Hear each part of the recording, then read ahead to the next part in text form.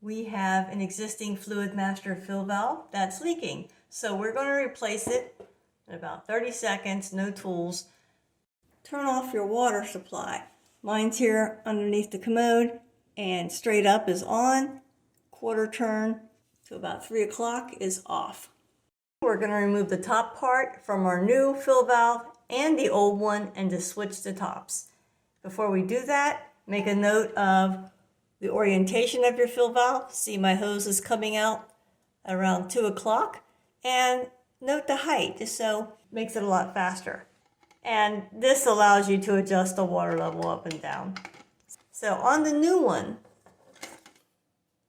take this white ring, move it up, and just pull the bottom out. We're going to do the same exact thing on the one in the toilet. So I'm going to find the white ring down here, lift it. Go ahead and disconnect this before I pull this out. Okay, now I'm just going to pull this up. There we go. Leaving my base. Put the new one on.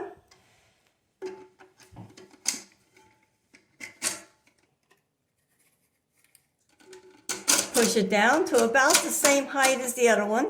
Mine was about like that. And now reach in here and push the white ring down. Push that white ring down until you feel it snap. Reconnect your hose. If your hose seems worn, go ahead and replace it with the one that came in the box. Now I'm going to turn my water back on. It's filling up. And that's a little too low, so I'm going to go ahead